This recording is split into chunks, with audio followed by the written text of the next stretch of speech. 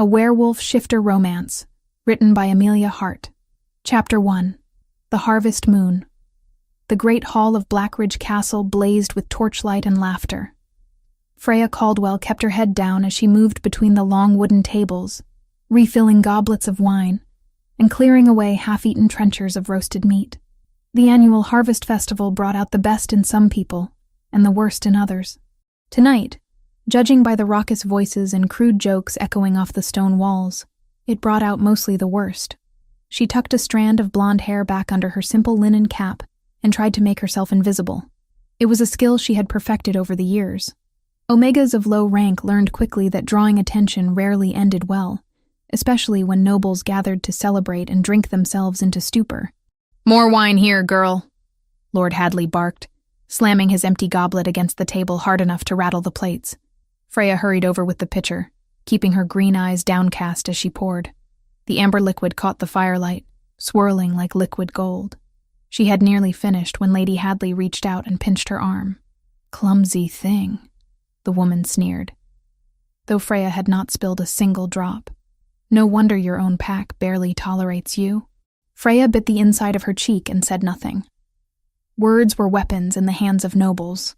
Silence was the only shield she had. She retreated back toward the kitchens, weaving through the crowd of finely dressed shifters. The men wore rich velvets in deep jewel tones, their fingers heavy with rings that marked their ranks and territories. The women glittered in silk gowns trimmed with fur, their hair elaborately braided and pinned. Freya's own dress was rough wool dyed a dull brown, patched at the elbows and fraying at the hem. "Freya," the voice stopped her cold. She turned slowly, heart already beginning to race. Griffin Blackridge stood at the edge of the dais where the high table sat. He was beautiful in the way that dangerous things often are. Golden hair fell artfully across his forehead, and his blue eyes held a gleam that might have been warmth, or might have been calculation. In 6 months of secret meetings, stolen conversations in shadowed hallways, gentle touches when no one was watching, she had convinced herself it was warmth. "Come here," he said, gesturing for her to approach. Freya's wolf stirred uneasily beneath her skin. The creature was small and quiet, as befitting an omega of her station, but it possessed instincts that her human mind sometimes ignored. Right now, those instincts screamed warning. She climbed the 3 steps to the dais. Griffin's older brother, Tobias, sat in the Alpha's chair at the center of the high table, watching with hooded eyes. Other important pack members flanked him, all of them turning to stare at Freya with varying degrees of curiosity and disdain. "My lord?" Freya kept her voice soft, uncertain. Griffin smiled.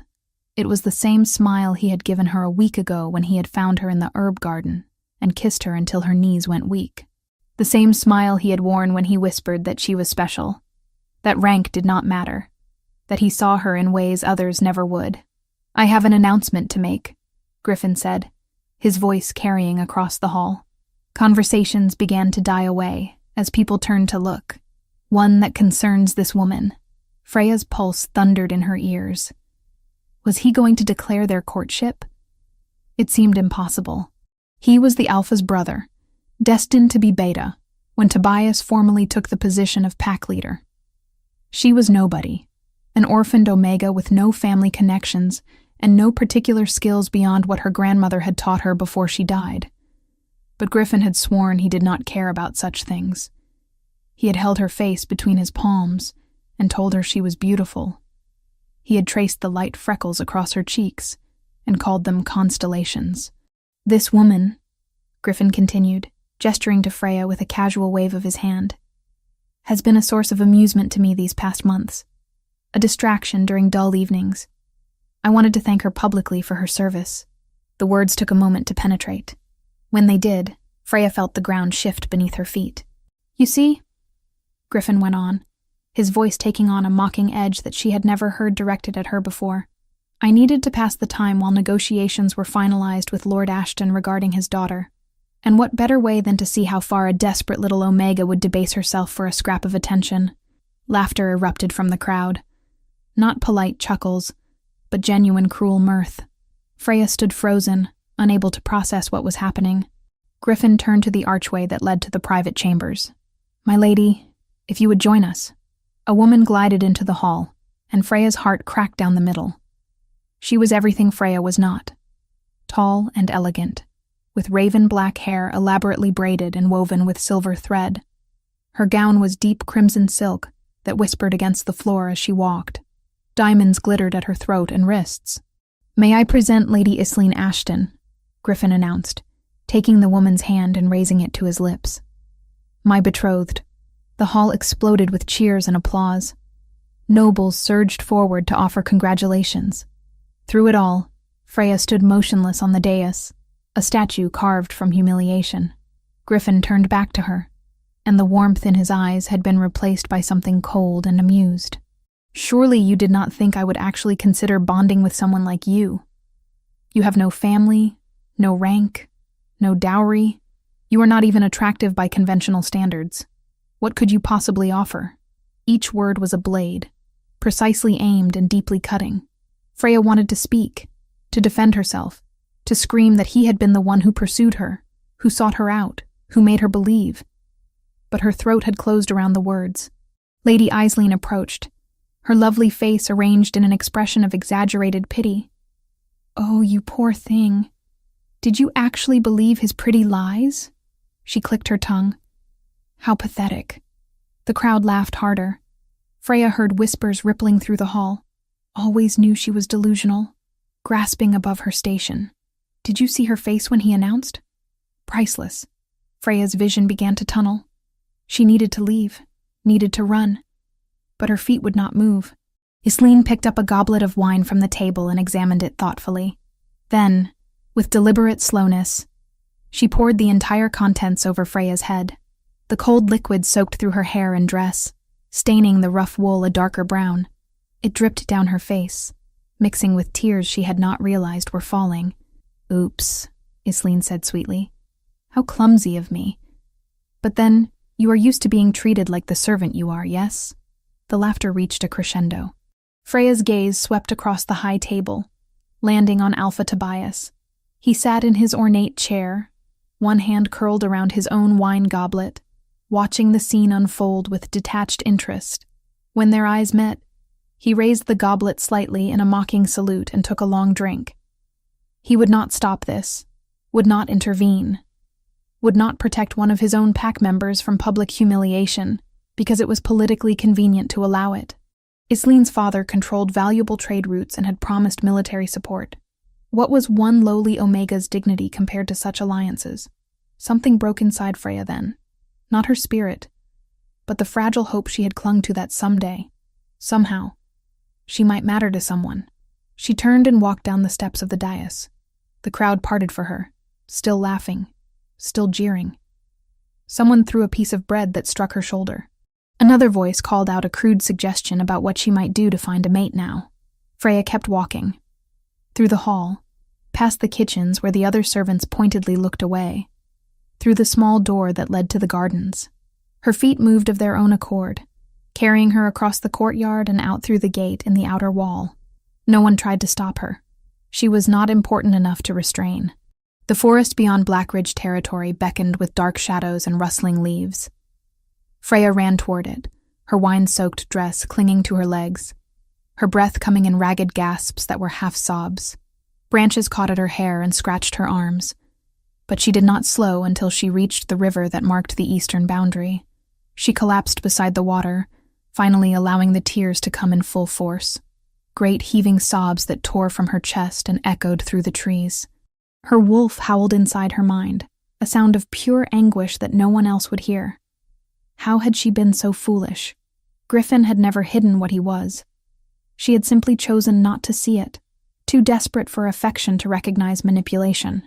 Her grandmother Alara would have been disappointed. The thought of her grandmother brought fresh pain. Alara had died 3 years ago, leaving Freya truly alone in the world. She had been the only person who ever made Freya feel valued. The old woman would sit with her for hours, teaching her about herbs and healing, about the history of their people, about the old ways that most had forgotten. "You have special blood, child," Alara used to say, her weathered hand cupping Freya's cheek. "Do not let anyone convince you otherwise. There is a purpose to your existence. even if you cannot see it yet. Freya had thought she meant that everyone had purpose.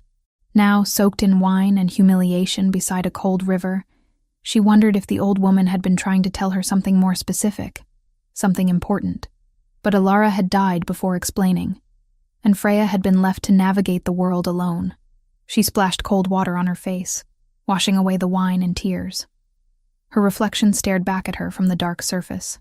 Blonde hair plastered to her skull, green eyes red-rimmed and swollen, freckles standing out starkly against her pale skin. Unremarkable, forgettable, worthless. No, she whispered to her reflection. I am not worthless. Her wolf stirred again, responding to the assertion. The creature was weak by pack standards, unable to fully manifest, but it possessed a fierce loyalty to their shared existence. It growled low in agreement. Freya took a deep breath and made a decision. She would leave Blackridge territory. Tonight. There was nothing for her here except more pain. She could travel south to one of the larger cities where shifters and humans mingled more freely.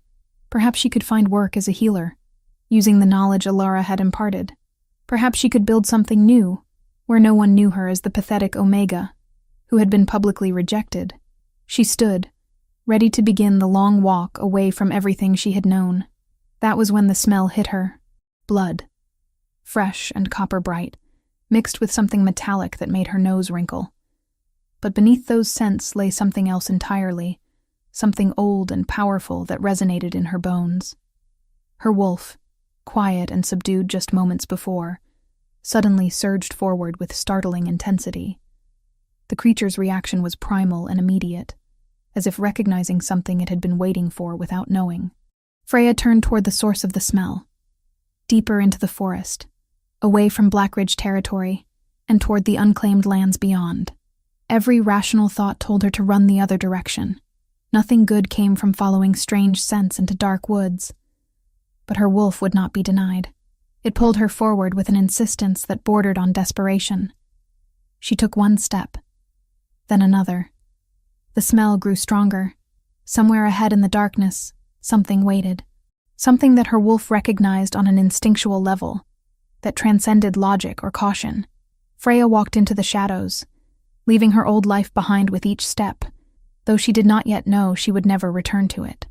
Chapter 2. Blood and Silver. The scent of blood grew stronger with each step Freya took into the darkness. Her wolf pushed her forward with an urgency that bordered on frenzy, as if the creature recognized something vital in that coppery smell. Freya's rational mind screamed that this was foolish, that wounded things in the forest were often dangerous things, but her feet kept moving. The trees grew denser here, their branches forming a canopy so thick that moonlight barely penetrated. Freya's eyes adjusted slowly, picking out shapes in the gloom. A fallen log, a cluster of mushrooms growing on rotted bark, the glint of water from a small stream, and then she saw him.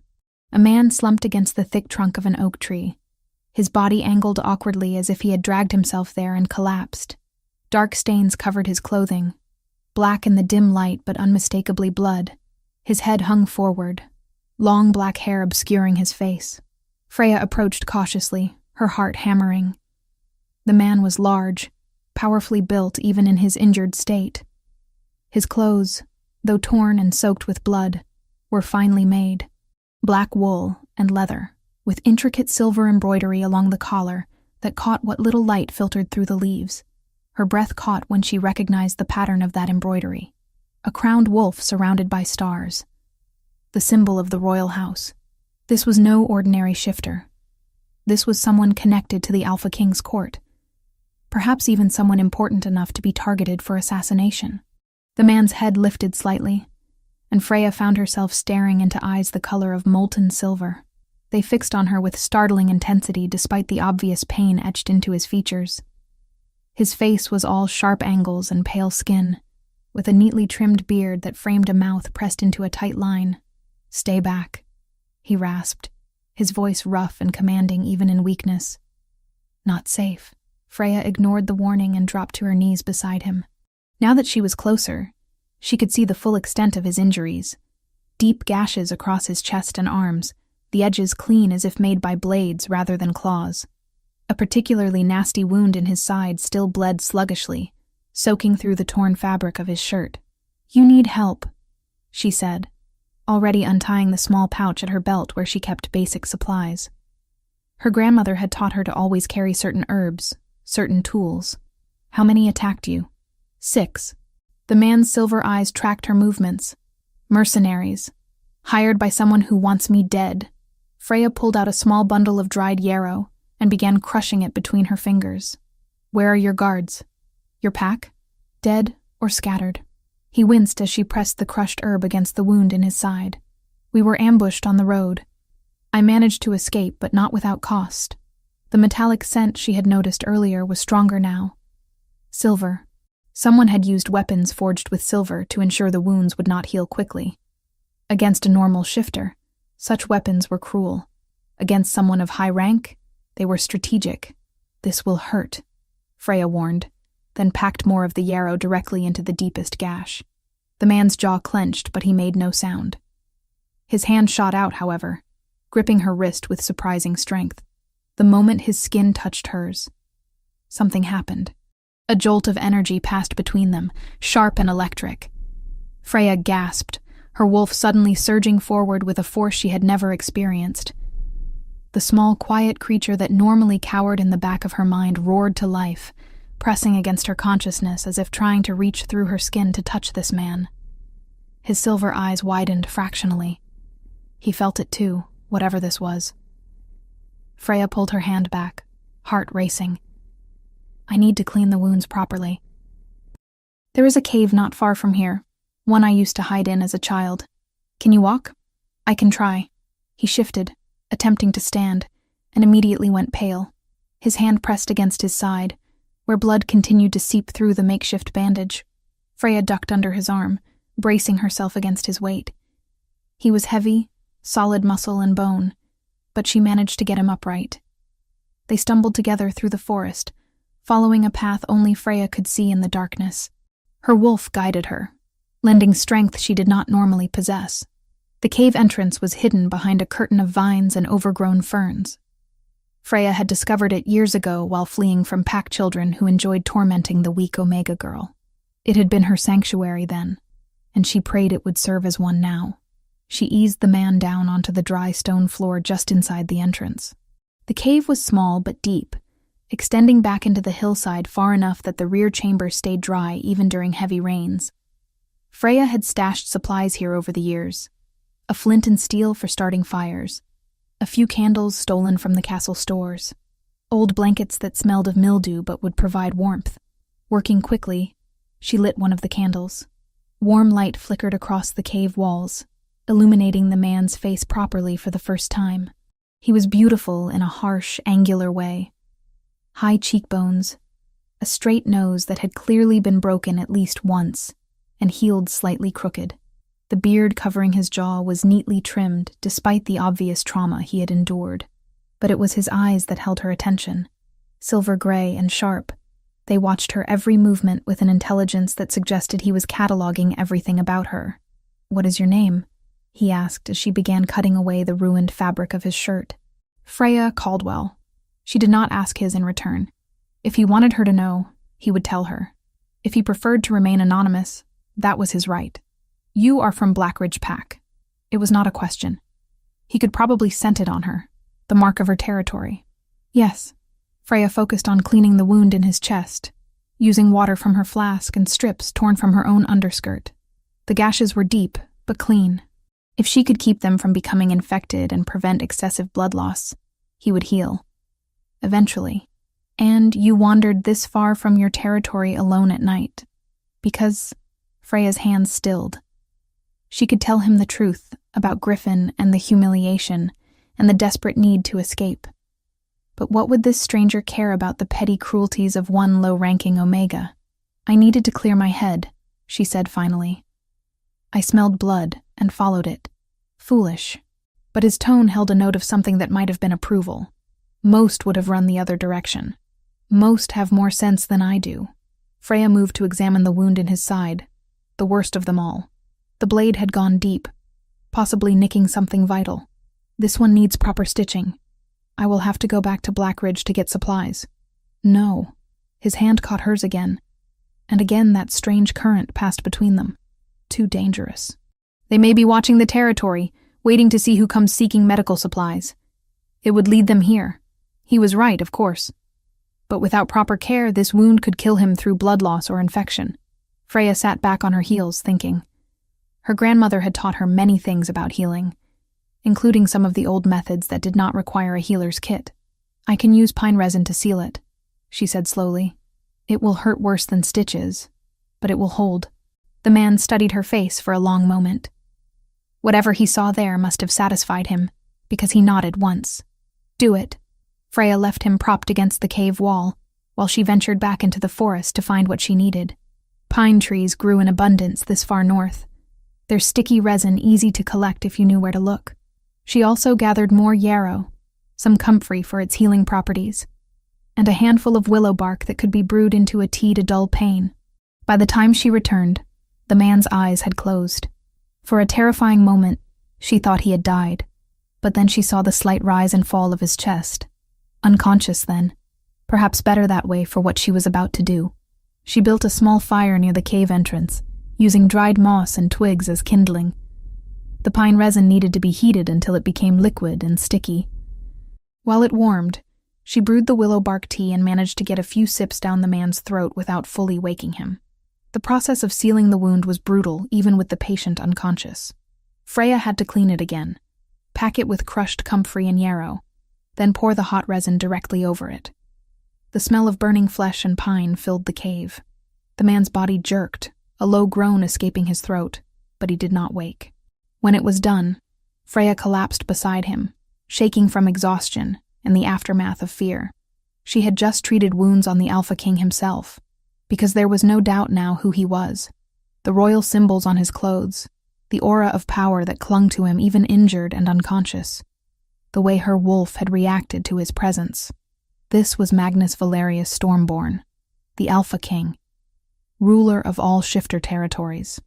A man who had lived for centuries through means most did not understand, and she had just saved his life. Freya pulled one of the musty blankets over both of them and settled in to wait. Dawn would come eventually. For now, all she could do was monitor his breathing and pray the fever did not set in. The first day passed in a blur of checking wounds and forcing water between his lips. The second day brought fever, as she had feared. The king thrashed and muttered in his delirium, words in languages Freya did not recognize. She bathed his forehead with cool water from the stream and watched helplessly as his powerful body fought the infection. On the morning of the third day, his eyes opened, clear and focused, no longer clouded by fever. "You are still here," he said, his voice hoarse but strong. "Where else would I be?" Freya offered him water, which he drank gratefully. "Most would have fled. Helping me carries risk." Freya shrugged. "My grandmother taught me that healers do not choose their patients based on politics or risk. We heal because it is what we are called to do. Your grandmother," Magnus's silver eyes sharpened with interest. "Tell me about her." So Freya did. She told him about Ilara, the old woman who had raised her after her parents died. How Ilara had known things, old things, that most shifters had forgotten. How she had been oddly educated for someone of her station, able to read and write, knowledgeable about history and healing and the movements of stars. "She used to say I had special blood," Freya admitted, feeling foolish. "That I had a greater purpose. I always thought she just wanted to make me feel better about being a weak Omega." Magnus was quiet for a long moment.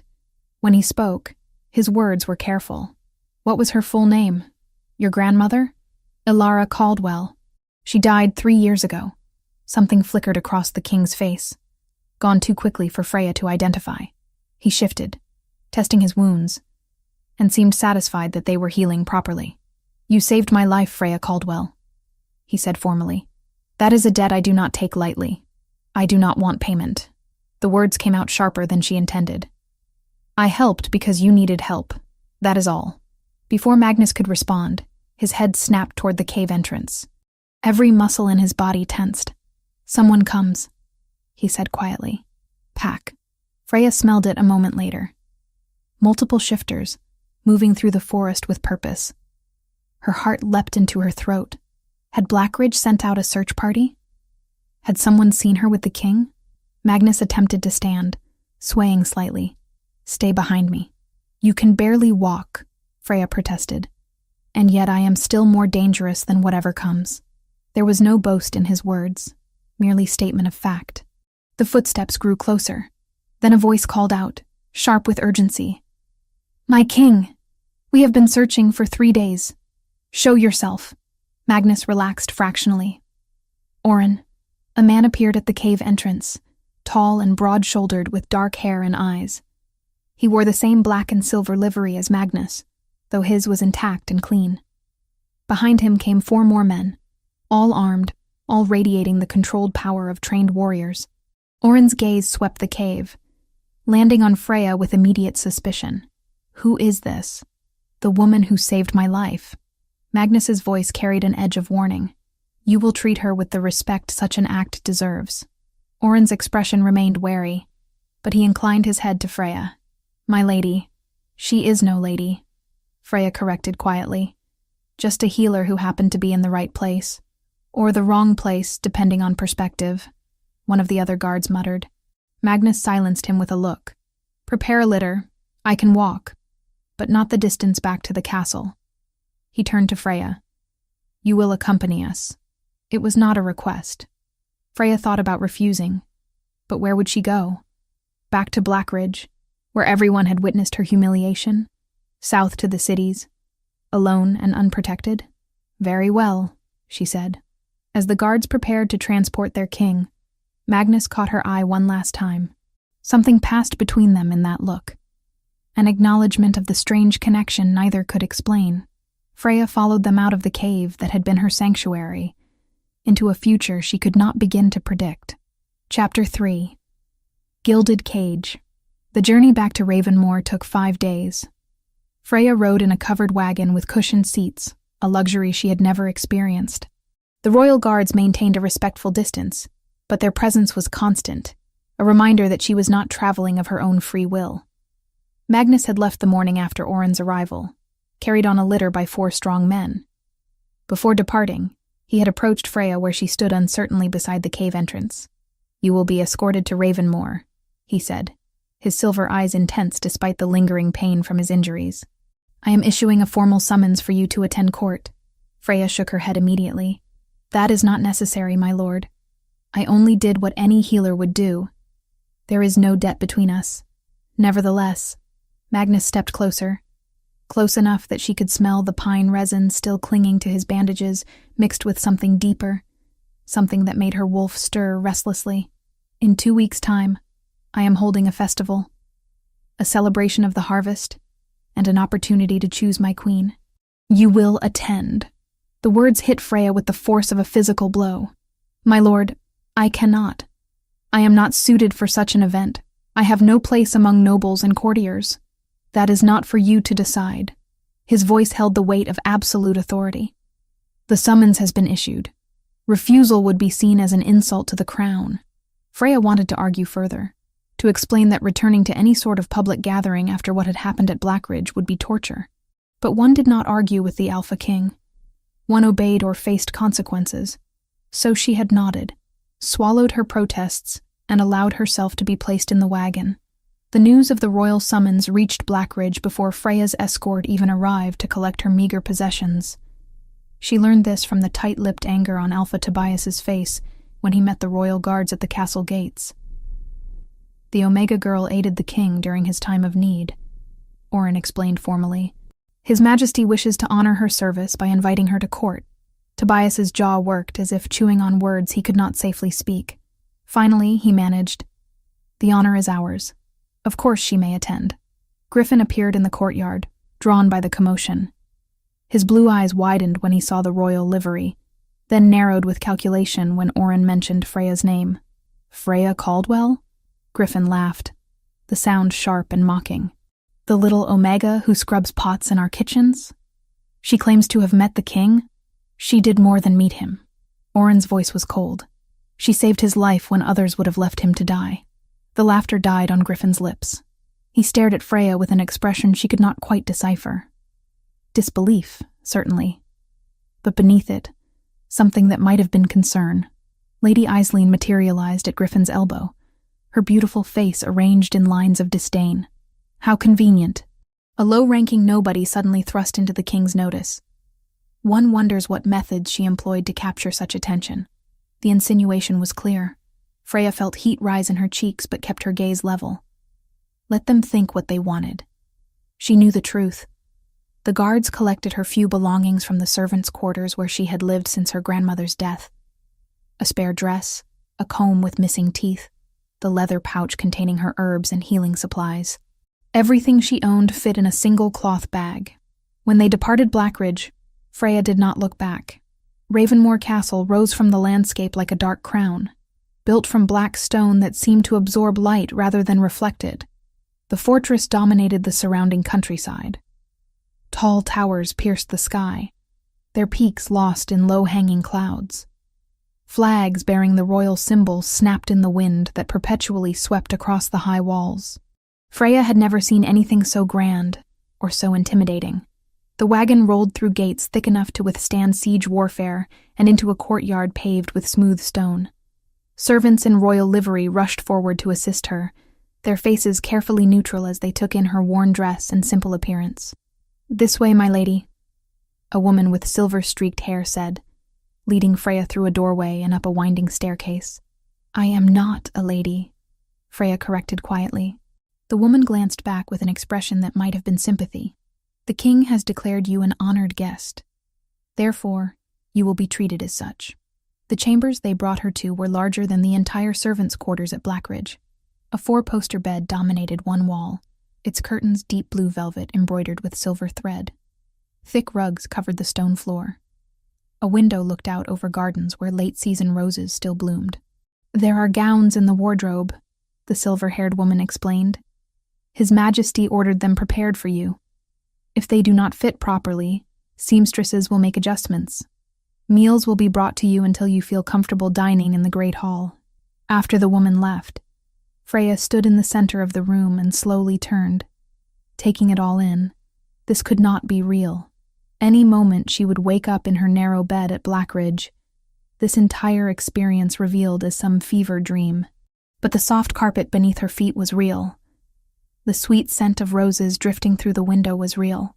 The ache in her chest that came from being surrounded by luxury she had never earned was painfully, unmistakably real. 2 weeks passed in a strange blur. Freya kept mostly to her chambers, venturing out only for walks in the gardens when she thought no one would be around. The castle staff treated her with polite deference that felt wrong.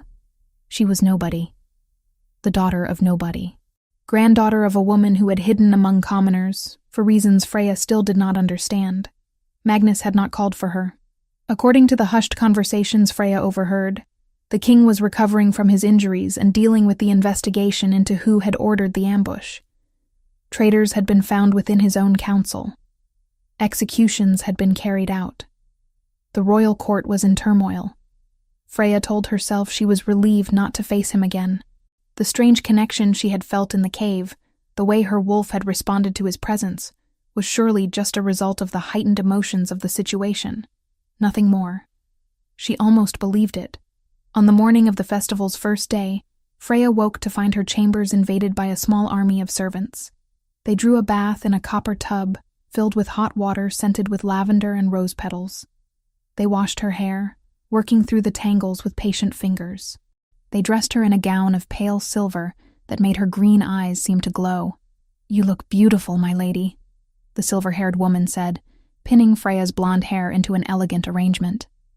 Freya stared at her reflection in the polished silver mirror and barely recognized the person looking back.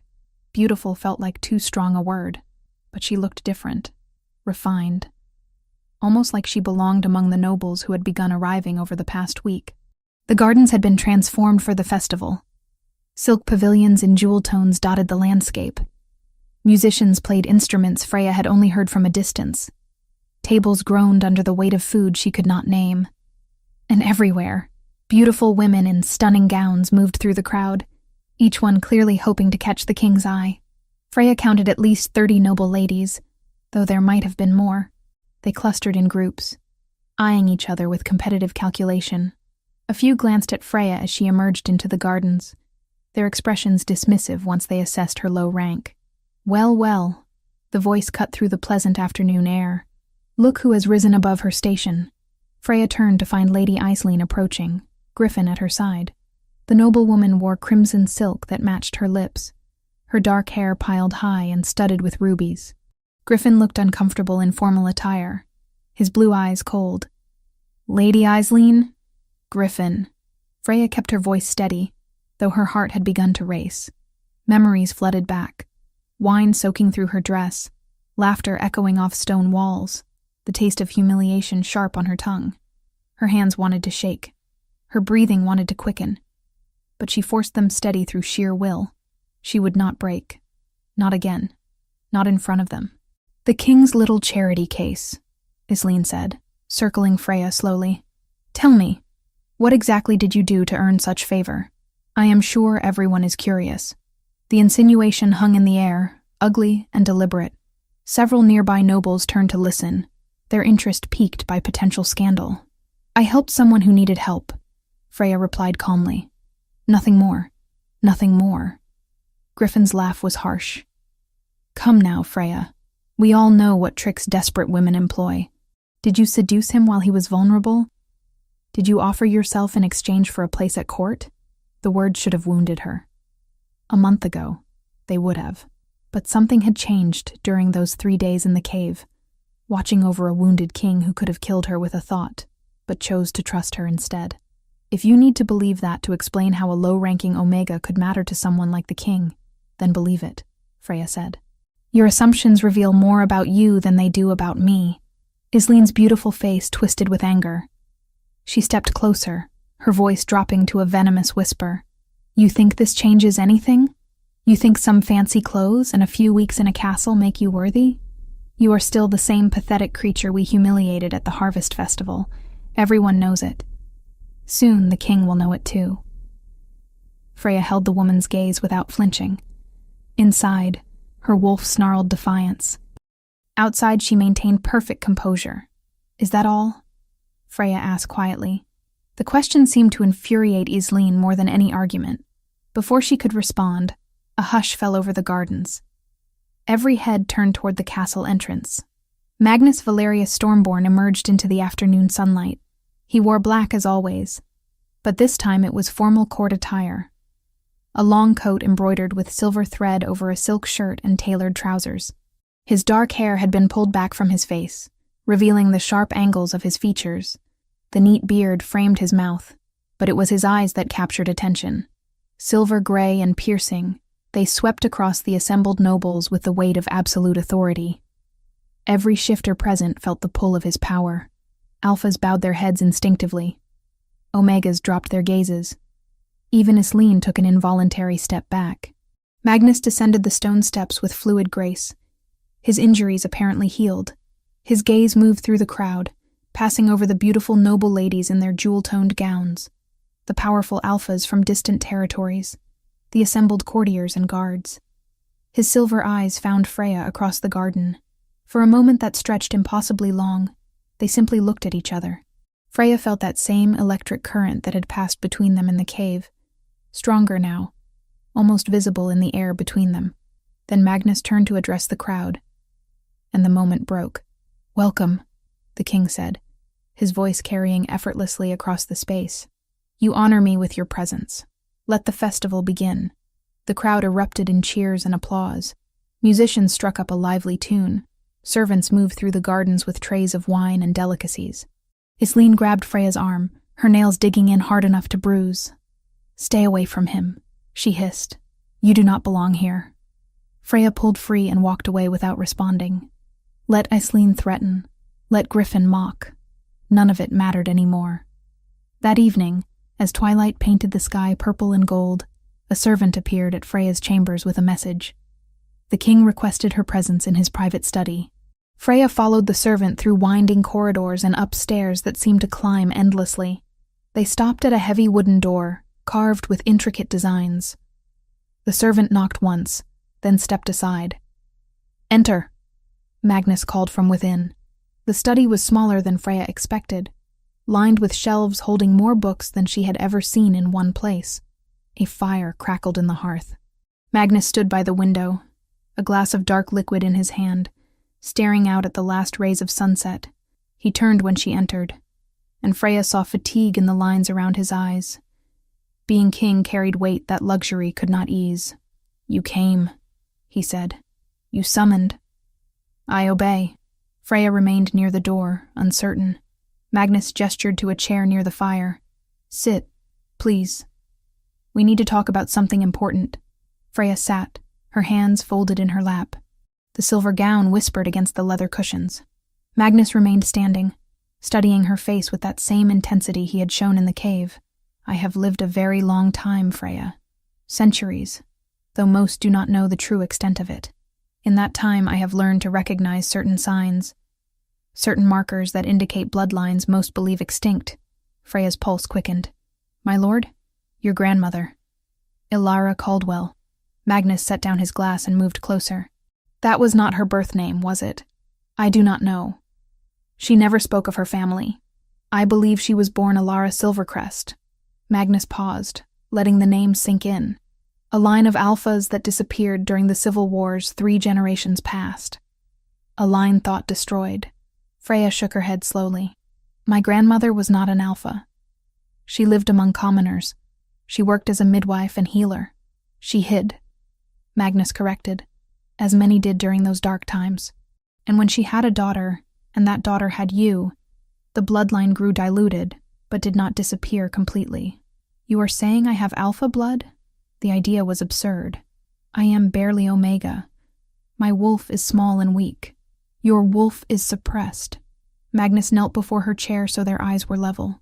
"Years of abuse and conditioning convinced you that you were weak, but I felt your power when you touched me. I saw the color of your wolf during your transformation. Silver and red. Those are not Omega traits." Freya's mind reeled. Could it be true? Could her grandmother's cryptic words about special blood and greater purpose have meant this?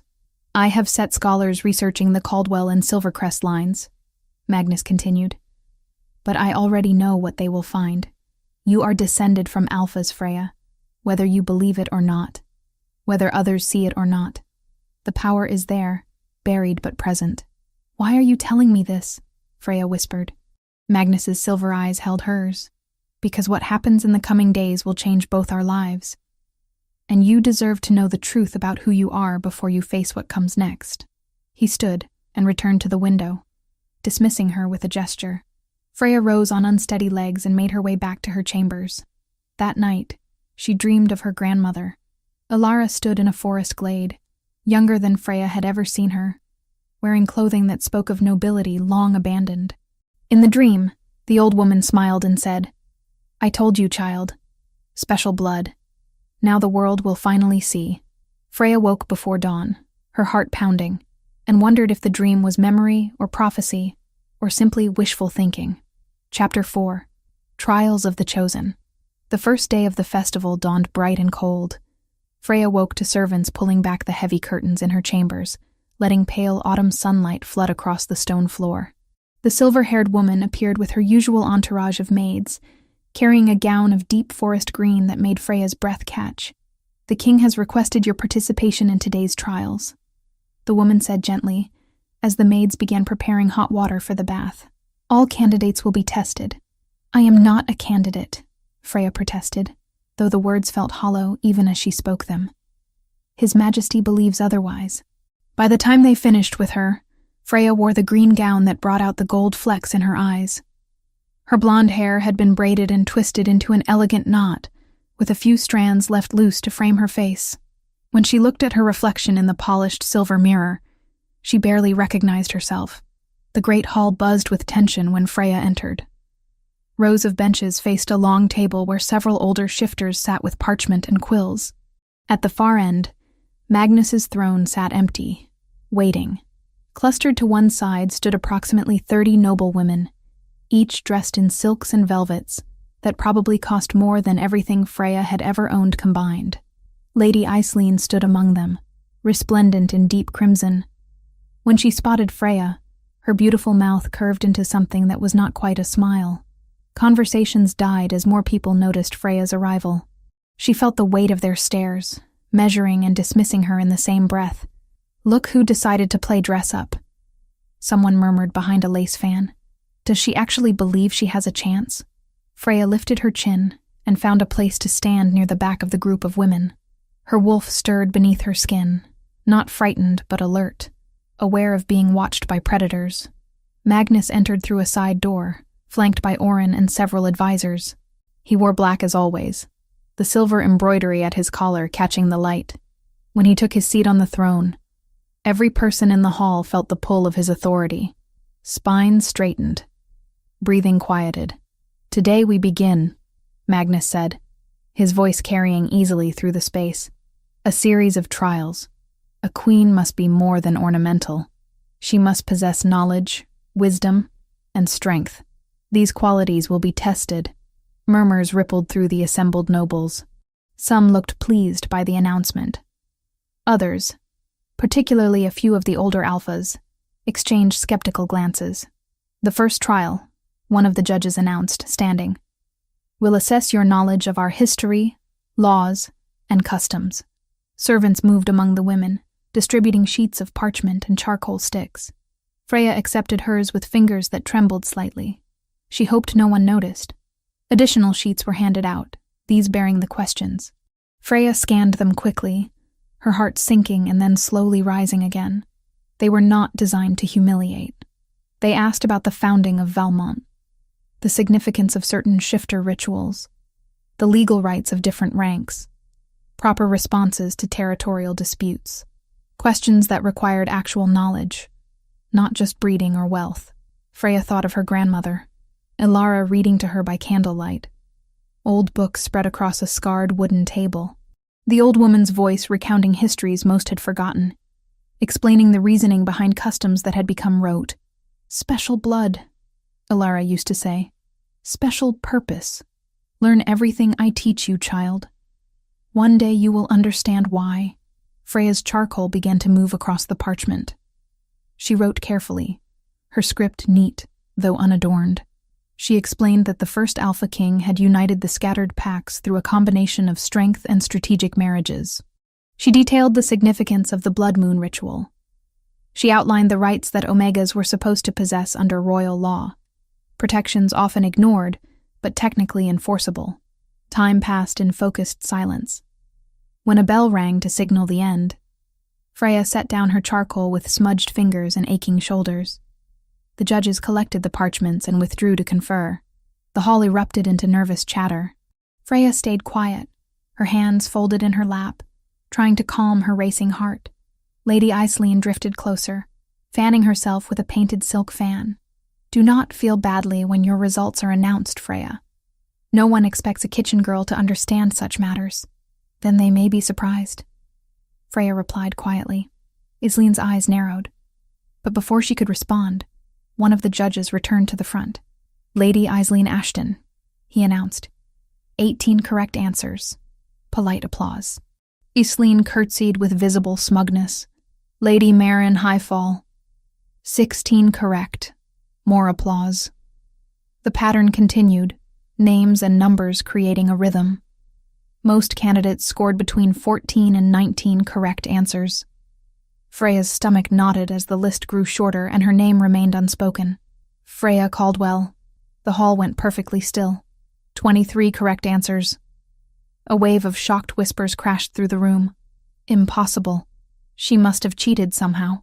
How could she possibly know more than Lady Aisling? Freya stood there, heat rising to her face, but she refused to lower her gaze. She had done nothing wrong. She had simply answered what her grandmother taught her. Magnus watched from his throne, his silver eyes intent. Something flickered across his face that might have been satisfaction. The afternoon brought the second trial.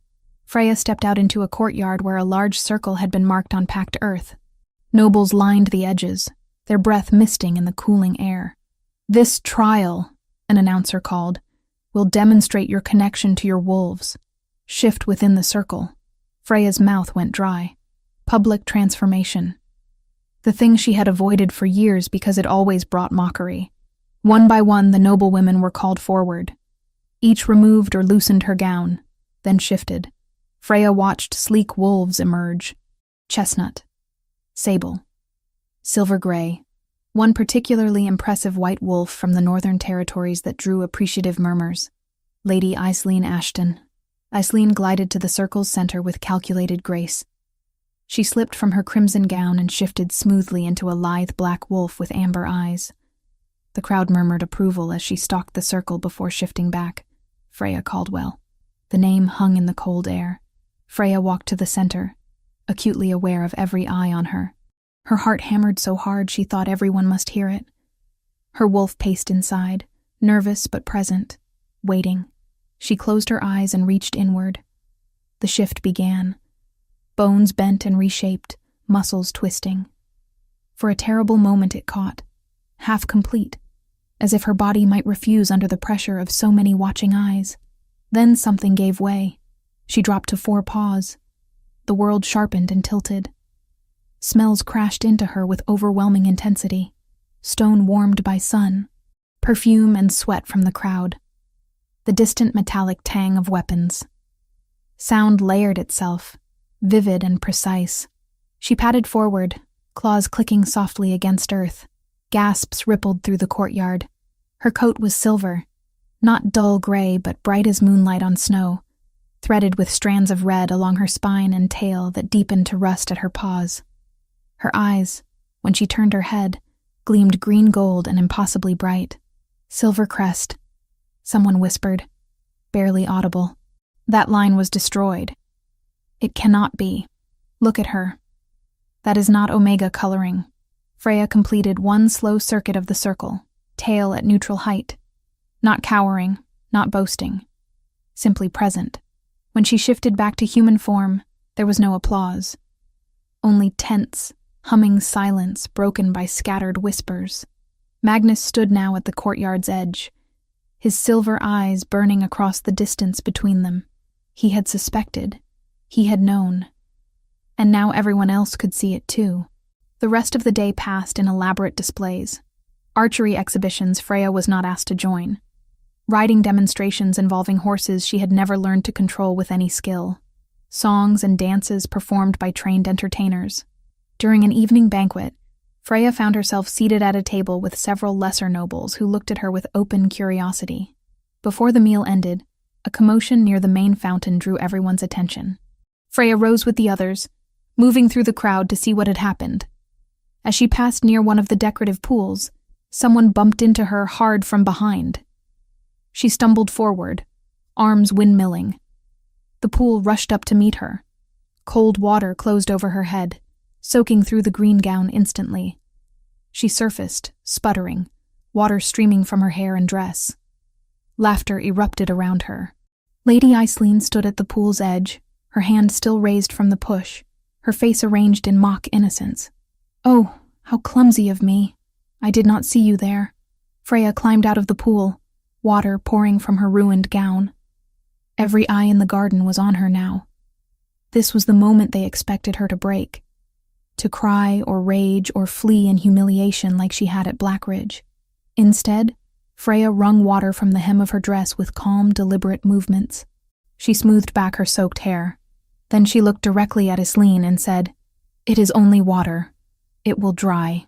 She walked away without another word, her sodden slippers squelching with each step, spine straight and head high. Behind her, the laughter faltered and died into confused silence. That evening, back in her chambers with a fire roaring and dry clothes finally on, Freya stood at the window looking out over the grounds. Tomorrow, Magnus would announce his choice. Tomorrow, everything would change one way or another. A knock sounded. Freya opened the door to find not a servant, but Magnus himself, standing in the hallway without guards or attendants. "May I enter?" he asked. Freya stepped aside, too surprised to do anything else. Magnus moved to the fireplace, studying the flames. "You handled yourself well today. Both trials. I did what was required. You exceeded what was required." He turned to face her. "The knowledge you displayed comes from somewhere. Your grandmother taught you." "She did. Elara was more than a simple healer, was she not?" Magnus moved closer. She knew things, old things that common folk do not typically preserve. Freya nodded slowly. She read constantly. She had books I never understood the value of until later. She spoke of histories that seemed like stories. They were not stories. Magnus's voice was gentle.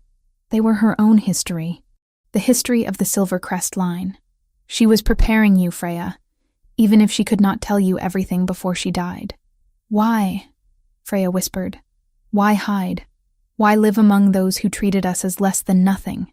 Because during the Civil Wars, being Silvercrest meant being hunted. Magnus's silver eyes held hers. The line chose the wrong side of a conflict. Those who survived went into hiding, changed their names, married into common families. Your grandmother was protecting you the only way she knew how. Freya sank into a chair near the fire. And now? Now the war is long over. The grudges have faded. What remains is the blood itself.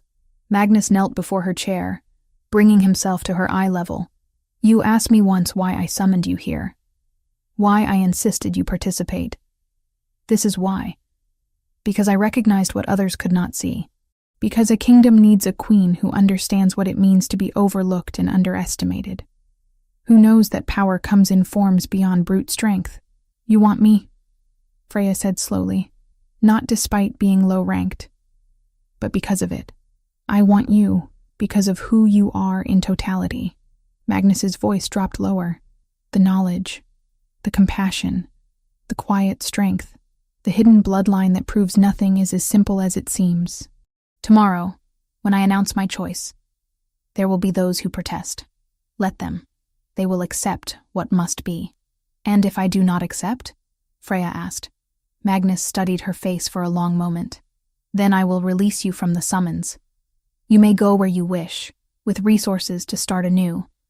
I will not force a bond on anyone. I have seen what that destroys.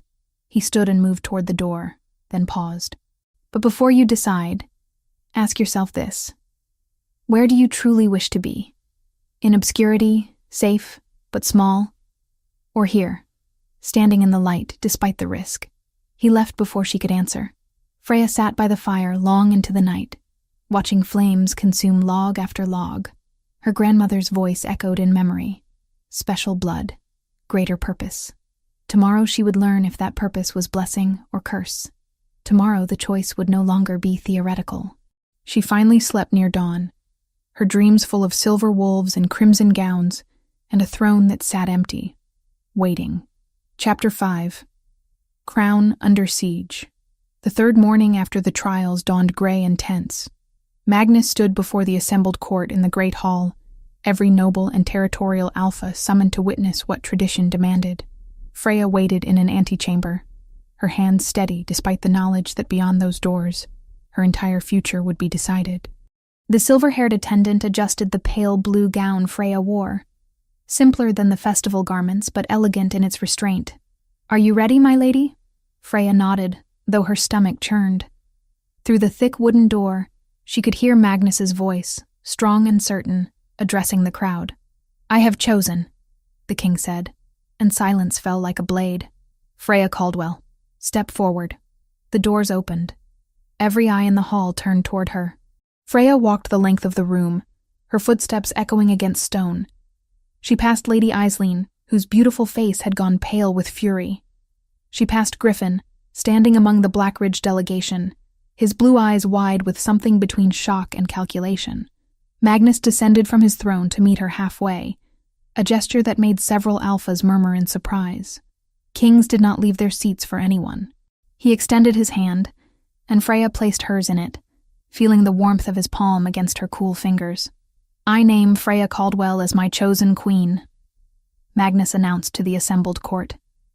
Not for her rank, which some will say is too low, not for her connections, which some will say are non-existent, but for her knowledge, her courage, and the strength she has shown when others would have broken. The hall erupted, not in celebration, but in protest. Alphas rose from their seats, voices raised in outrage. This is an insult to tradition, Alpha Tobias Blackridge called out, his face flushed with anger. She is barely Omega rank. She has no bloodline worth mentioning. This choice weakens the crown. I second that protest, another alpha added, a gray-haired man from the southern territories. The queen must be of noble birth. It has always been so. Magnus's expression hardened. It has been so because previous kings allowed it to be so. I am not previous kings. My choice stands. Any who wish to challenge it may do so according to the old laws. The threat hung in the air. To challenge the Alpha King under the old laws meant ritual combat to the death. No one moved. No one dared. But the damage was done. As the court slowly dispersed, Freya felt the weight of hostile stares. She had been chosen, yes, but she was not accepted. Not yet. The days that followed were brutal in their subtle cruelty. Freya found herself navigating a court where every smile hid daggers. Servants loyal to discontented nobles treated her with barely concealed contempt. During meals in the great hall, conversations would stop when she approached, only to resume in pointed whispers once she passed. Lady Isleen made her displeasure known at every opportunity. During a formal dinner 3 days after the announcement, she approached Freya with a smile that did not reach her eyes. "How proud you must be," Isleen said, her voice carrying just loud enough for nearby nobles to hear. "Rising so far above your station. One wonders what methods you employed to bewitch our king." Freya met her gaze steadily. "I employed honesty, Lady Isleen. Perhaps you should try it sometime." Isleen's smile turned venomous. "Honesty? Is that what you call seducing a wounded man when he was most vulnerable? The entire court knows you threw yourself at him in that cave. How desperate you must have been." Before Freya could respond, Magnus appeared at her elbow. "Lady Isleen," he said, his voice cold as winter stone, "I believe your father is looking for you. Something about returning to your territory immediately." Isleen paled and retreated without another word. Magnus turned to Freya, his silver eyes softening slightly. "Do not let them see you wounded. That is what they want." "I know." Freya's voice was steadier than she felt. "But how long must I endure their poison before they accept what cannot be changed? As long as it takes." Magnus guided her away from the crowd, toward a quieter corner of the hall. "I warned you this would not be easy. There are those who will never accept you, no matter what you do or prove. But there are others, younger voices, who see what I see. Give them time." Time, however, seemed determined to work against them. The following week brought news that several territorial alphas had refused to send their quarterly tributes to the crown, citing concerns about the stability of leadership. It was not outright rebellion, but it teetered on the edge. Magnus called emergency council meetings, his advisors divided on how to respond. Some urged harsh punishment. Others counseled patience and diplomacy. Through it all, Magnus insisted Freya attend, despite the discomfort it caused among the older council members. "She will be queen," Magnus said, when one advisor objected to her presence. "She needs to understand the challenges we face. I will not hide her away like a shameful secret." During one such meeting, Freya spoke for the first time, her voice quiet but clear. "The alphas who refuse tribute do so because they believe I weaken you. Prove them wrong. Show strength, not by punishing them immediately, but by demonstrating that your choice was strategic, not sentimental." Oren, Magnus's beta, looked at her with surprise. "What do you suggest?" "I suggest," Freya said carefully, "that we make my bloodline public. The research into the Silvercrest line is complete, is it not? Let them know I am not the nobody they believe me to be. It will not satisfy everyone, but it removes one of their primary arguments." Magnus considered this, then nodded slowly. "It is a calculated risk. Once we reveal that information, it cannot be taken back." "I know." Freya met his gaze. "But hiding truth to avoid confrontation only delays the inevitable." The announcement was made 3 days later. Magnus stood before a gathered assembly and presented the research his scholars had compiled. Freya Caldwell was not merely low-ranking Omega. She was descended from the Silvercrest line, ancient alphas who had gone into hiding during the civil wars generations ago. Her grandmother, Ilara, had been born Ilara Silvercrest before taking the name Caldwell, to protect herself and her descendants. The revelation caused a different kind of uproar. Some alphas who had been most vocal in their opposition fell silent, calculating this new information. Others remained hostile, claiming the research was fabricated to justify Magnus's choice. But there was another effect, one neither Magnus nor Freya had fully anticipated. Common shifters, those of low rank who had always been dismissed and overlooked, began to see Freya as one of their own, who had risen despite impossible odds. Messages of support began arriving at the castle, small tokens and letters from Omegas and Betas across the kingdom. This support enraged the traditionalists even more. Griffin, still lingering at court despite Blackridge's official departure, was seen meeting quietly with several discontented lords. Oren reported these meetings to Magnus with growing concern. "They are planning something," Oren said during a private audience.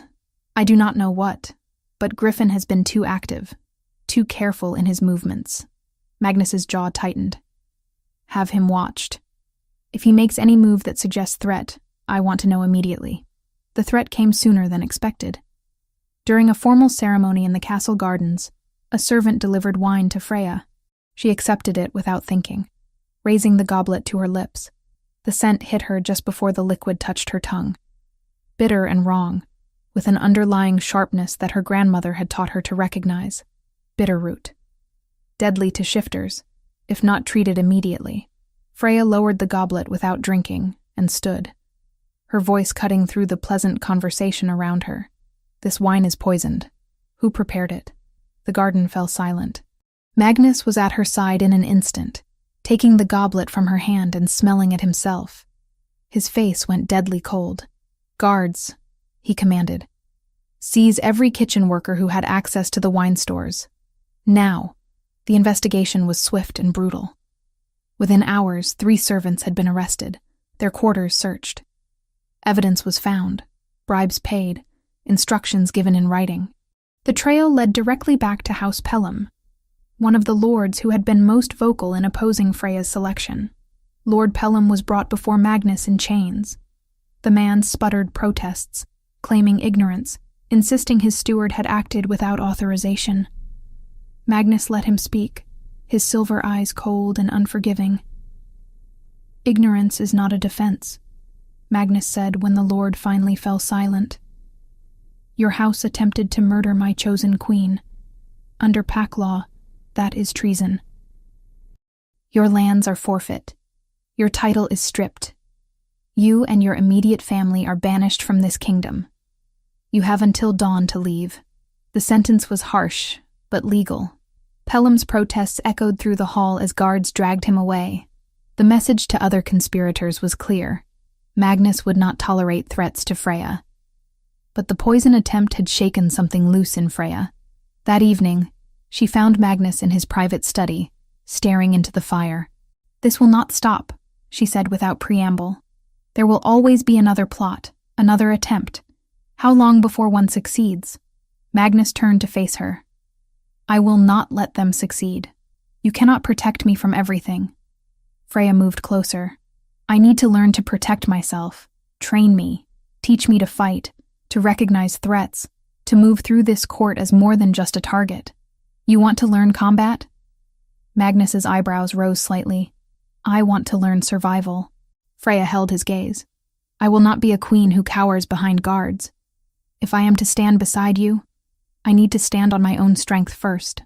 Magnus studied her for a long moment, then nodded. "Very well. Training begins tomorrow at dawn." The next weeks brought a new routine. Freya rose before the sun to train with Magnus and his most trusted guards. They taught her to use knives, to recognize attack patterns, to move with purpose and awareness. Her body ached constantly, muscles protesting the unfamiliar demands. But she pushed through the pain. Meanwhile, Magnus began implementing changes Freya had suggested. He established formal audiences where any shifter, regardless of rank, could bring grievances directly to the crown. He appointed a council specifically to address abuse of power by territorial alphas. He announced the creation of Alara's sanctuary, a place where abandoned or abused shifters could find refuge under royal protection. These reforms won support among common shifters but deepened the divide with traditionalist nobles. Griffin seized on this division, quietly gathering supporters who believed Magnus was destroying the old order. One evening, Oren brought disturbing news. Mercenaries have been seen in the villages near the castle. Non-shifters, armed with silver weapons. They are not from any known house, but they have money and purpose. Magnus and Freya exchanged glances. "Griffin," they said simultaneously. "He is moving from political opposition to direct action." Magnus said grimly, "We need to be ready." What they did not know was how ready they would need to be, or how soon the conspiracy would strike at the heart of everything they were building. In the shadows beyond the castle walls, plans were being laid that would test not just Freya's courage or Magnus's strength, but the very foundation of the bond between them. Chapter 6. Silver and Blood. The moon hung thin and pale in the sky. The night Griffin made his move. Freya had grown accustomed to the rhythm of castle life over the past weeks, the training sessions at dawn, the political maneuvering during the day, the quiet evenings with Magnus discussing strategy and history. She had learned to read the subtle shifts in court dynamics, to recognize when a smile masked malice, to move through hostile territory with her head high. But she had not anticipated how quickly conspirators could move when desperation drove them. The library had become one of her favorite refuges. Ancient and vast, it occupied an entire wing of the castle, filled with books that dated back centuries. Since the poisoning attempt in the palace gardens, Magnus had doubled the guards assigned to the royal wing, and the library was no exception. 2 warriors stood posted just beyond its doors, with others rotating along the upper corridors. It was as secure as any place in the castle could be without turning it into a fortress. Magnus often joined her there after the evening meal, both of them seeking respite from the constant scrutiny of the court. They would sit by the fire, reading or talking, the weight of their responsibilities temporarily set aside. Tonight felt no different. Freya sat in a deep leather chair near the hearth, a volume on pack lineages open in her lap. Magnus stood by one of the tall windows, looking out over the darkened grounds. The moon was new, barely a silver thread in the sky, which meant shifter powers would be at their weakest. It was traditionally a time of rest, of staying close to home and hearth. "You are quiet tonight," Freya observed, setting aside her book. Magnus turned from the window, his silver eyes troubled. Orin sent word. "The mercenaries have been seen closer to the castle. They are positioning themselves." "You think they will attack?" Freya's hand moved instinctively to the small knife Magnus had given her, now always strapped to her thigh beneath her gown. "I think Griffin has grown impatient. He knows that every day I strengthen my position, his chances of success diminish. If he is going to move, it will be soon, possibly tonight." Freya stood, moving to join him by the window. "Then why are we here alone? Should we not be surrounded by guards?" "We are not alone." Magnus nodded toward the shadows near the door. "Orin has positioned men throughout the wing. If anyone approaches with hostile intent, we will know." "And if they do not approach through the door?" Freya asked quietly. Magnus's lips curved into a slight smile, always thinking several moves ahead. "It is one of the things I admire about you." Before Freya could respond, the sound of breaking glass shattered the evening quiet. Magnus spun toward the source, his body already shifting into defensive stance. 3 windows along the far wall exploded inward simultaneously, shards of glass raining down like deadly rain. Through the broken windows came not shifters, but men, human mercenaries, armed with crossbows and blades that gleamed silver in the firelight. They moved with professional efficiency, spreading out to cut off escape routes. "Down!" Magnus shouted, pushing Freya behind a heavy oak table as crossbow bolts whistled through the air. One embedded itself in the leather chair, where Freya had been sitting moments before. The library door burst open, and more attackers poured through. These ones wore dark clothing and moved with the fluid grace of shifters, though Freya did not recognize them as members of any pack loyal to Magnus. Hired rogues, then. Packless shifters who would do anything for coin. Magnus shifted. His bones cracked and reformed, his body expanding into his wolf form. But something was wrong. The transformation was slow, painful. The new moon weakened all shifters, but Magnus should have been strong enough to overcome it. He managed to complete the shift, his massive white wolf form bristling with fury, but Freya could see the strain in his movements. The mercenaries had planned well. They attacked on the new moon specifically because they knew even the Alpha King would be vulnerable. Freya grabbed the knife from her thigh and pressed herself against the table, her mind racing. She could not shift. Her wolf, still learning its true strength, would be too weak under the new moon to be effective. But she had spent weeks training in human form, learning to use weapons, to recognize attack patterns. A mercenary rounded the table, his silver blade raised. Freya did not freeze. She drove her knife upward, catching him under the arm where armor did not protect. He screamed and fell back. She retrieved his dropped sword, the weight unfamiliar but manageable. Around her, chaos reigned. Magnus fought 3 rogues at once, his teeth flashing as he kept them away from Freya. But more attackers kept coming through the windows, rappelling down from the roof. They had positioned archers on the nearby towers, keeping Magnus's guards pinned down in the corridors. This was no opportunistic attack. This was coordinated, planned, executed with precision. A figure stepped through the shattered doorway, and Freya's breath caught. Griffin Blackridge stood there, dressed for battle, a silver sword in his hand. His blue eyes found Freya across the chaos, and he smiled. "Did you really think you could take what was never meant for you?" he called over the sounds of fighting. "Did you think the kingdom would accept a nobody as queen?" Freya shifted her grip on the stolen sword. "I think the kingdom will accept who its king chooses. Your opinion matters less than you believe." Griffin's smile widened. "Brave words from someone about to die. The king cannot protect you forever. Especially not tonight, when the moon abandons him." He moved forward, surprisingly fast for someone not in wolf form. Freya barely got her blade up in time to block his first strike. The impact jarred her arms, nearly making her drop the weapon. Griffin was stronger, more skilled, and he knew it. "I could have been kind to you," Griffin said, pressing his advantage, forcing Freya to retreat step by step. "I could have made our time together pleasant. Instead, you played hard to get, thinking yourself above me. Look where your pride has brought you." Freya ducked under a vicious swing and drove her shoulder into Griffin's midsection, using techniques Magnus's guards had taught her.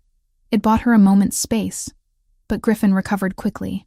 From the corner of her eye, she saw Magnus struggling. The rogues had silver chains now, attempting to bind him. If they succeeded, if they brought down the Alpha King in his own castle, the conspiracy would succeed. The message would be clear. Magnus could not protect himself, let alone his chosen queen. Desperation clawed at Freya's chest. She needed to help Magnus, but Griffin stood between them, his sword a silver barrier she could not cross. Then something inside her broke, not her spirit, but a wall she had built over years of abuse and conditioning, the wall that said she was weak, that her wolf was small and useless, that she could never be more than what others told her she was. Her grandmother's voice echoed in memory. "Special blood, child. When the time comes, let it rise." Freya stopped retreating. She dropped the sword, which clattered against stone. Griffin laughed, thinking her defeated. He raised his blade for a killing strike. Freya shifted. Even under the new moon, even with every condition working against her, she called to her wolf with a force of will that transcended physical limitations. The transformation tore through her, violent and sudden. Bones snapped and reformed. Muscles stretched and expanded. Fur erupted across her skin in a wave of silver and red. But this was not the small, tentative wolf she had shown at the trials. This was not the creature that had cowered in shadows her entire life. This was an alpha. The wolf that emerged stood nearly as tall as Griffin at the shoulder. Her coat blazed silver white with threads of deep crimson running down her spine, and legs like veins of fire. Her eyes burned green gold, impossibly bright. Every line of her body spoke of power that had been suppressed, but never destroyed. Griffin stumbled backward, his face going pale. "Impossible," he whispered. Freya lunged. Her jaws closed around the arm holding the silver sword, and she felt bone crack beneath her teeth. Griffin screamed. The sword fell. She released him and he collapsed, clutching his mangled arm, all pretense of confidence shattered. The change in the room was immediate. The rogues attacking Magnus froze, their instincts screaming at them to submit to the alpha presence suddenly filling the library. Even the human mercenaries hesitated, sensing something had shifted beyond their understanding. Magnus, freed from immediate threat, shifted back to human form. Blood ran from multiple wounds where Silver had cut him, but he was alive. He stared at Freya's wolf form with something like awe.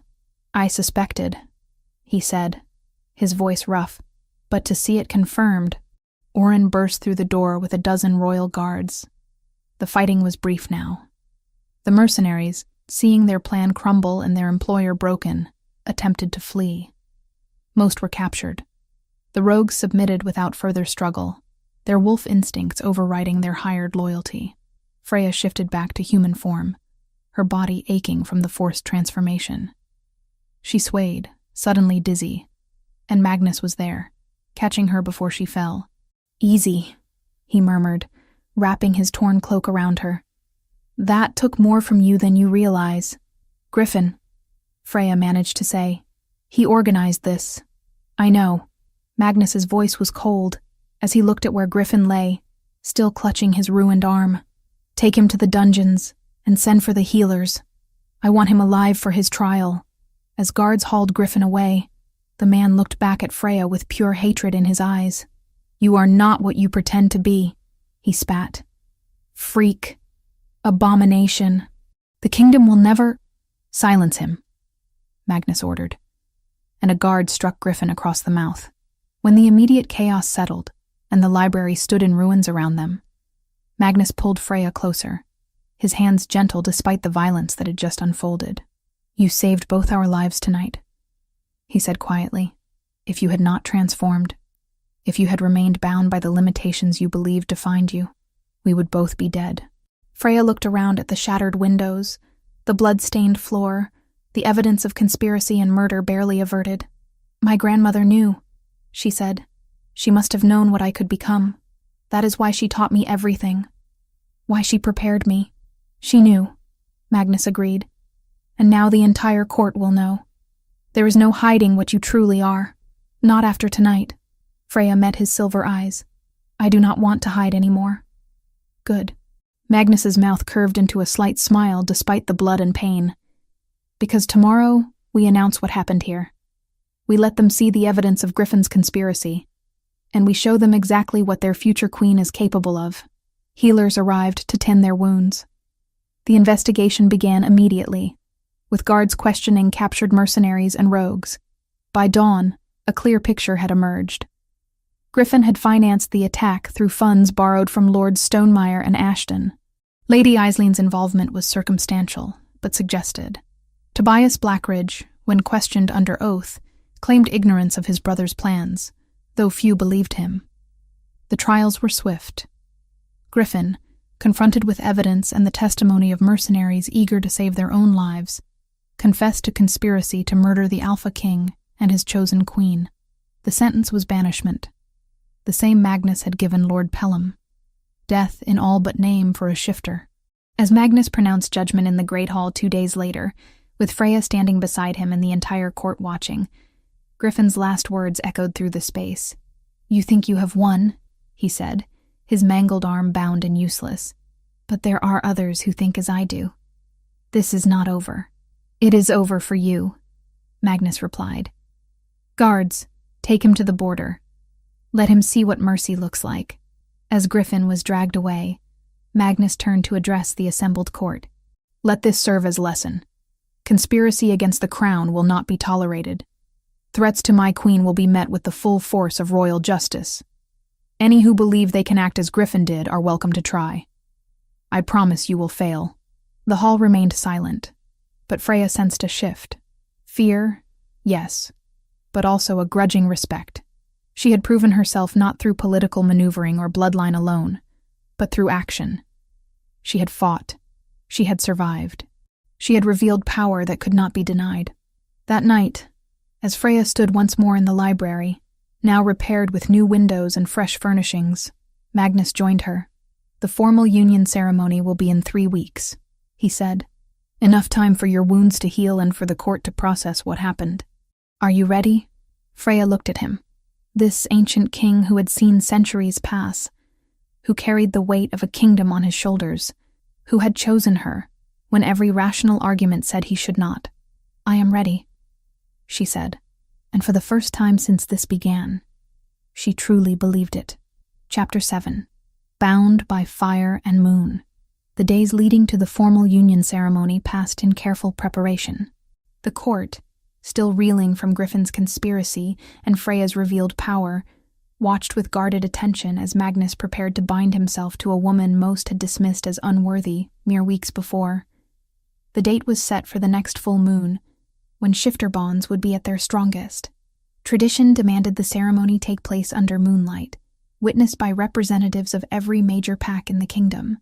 Refusal to attend would be seen as direct challenge to the crown, so even the most hostile alphas confirmed their presence. Freya spent her mornings training with the royal guard, determined to never again be caught unprepared. Her afternoons were consumed by lessons in royal protocol, learning the intricate dance of politics and power that came with the crown. Evenings belonged to Magnus, the two of them planning not just a ceremony, but the future they would build together.